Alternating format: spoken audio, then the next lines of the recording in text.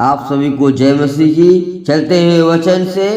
जैसे यहाँ पे लिखा है, अगले 20 मिनट में प्रभु के वचन का ध्यान कीजिए। जैसे कि यहाँ पे लिखा है, जब आप प्रभु की उपस्थिति और पवित्र आत्मा की उपस्थिति से भर जाए तो प्रभु के वचन पर ध्यान कीजिए। जब परमेश्वर के ज्ञान से आपका आत्मा भर जाए, प्रभु के आत्मा में हो जाए, प्रभु के वचन में बन जाए, तो परमेश्वर कहता है वचन पर ध्यान कीजिए। मेरा हृदय अंदर ही अंदर जल रहा था, सोचते सोचते आग भड़क उठी। तब मैं अपनी जीभ से बोल उठा। हम जैसे जैसे प्रभु के वचन पर ध्यान देते हैं, हमारा हृदय गरमाने लगता है। उस आग के सामर्थ्य से हमें अपनी विनती करनी है।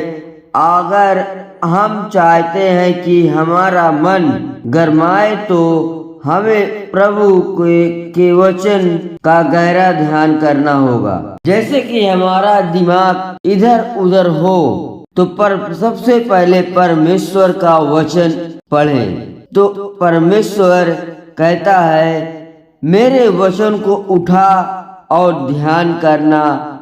तो मैं जैसे कि यहाँ पे लिखा है, कुछ सालों पहले मैं एक गांव में प्रभु का संदेश देने गया था। वह मुझे रहने के लिए ऊपर का कमरा मिला।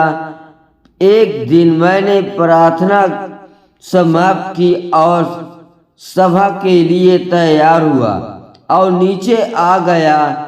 एक बहन एक सुंदर सी बच्ची को लेकर खड़ी थी। एक भाई जो सभा का आयोजन कर रहे थे पास ही में खड़े थे।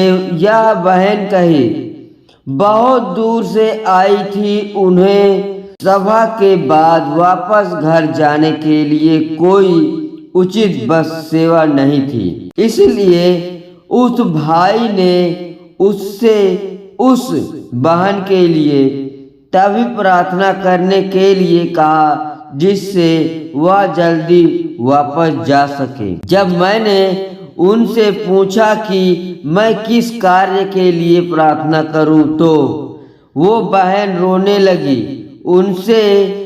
उसने अपनी बच्ची को दिखाया और कहा, यह मेरी बच्ची है।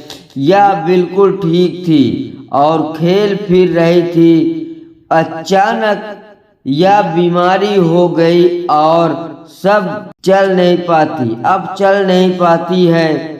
उस सुंदर बच्ची की माँ के लिए यह कितने दुख की बात है। उस बहन के आंसुओं ने मेरे दिल को हिला दिया। मैंने उस बच्ची पर हाथ रखा और प्रभु के मुख को देखा। प्रभु मुझसे बात करने लगे। उन्होंने मुझसे कहा कि इस बच्ची के लिए प्रार्थना करने से पहले तुम्हें इस बच्ची की माँ से एक सवाल करना होगा, क्योंकि पवित्र आत्मा ने मुझसे बिल्कुल स्पष्ट कहा था।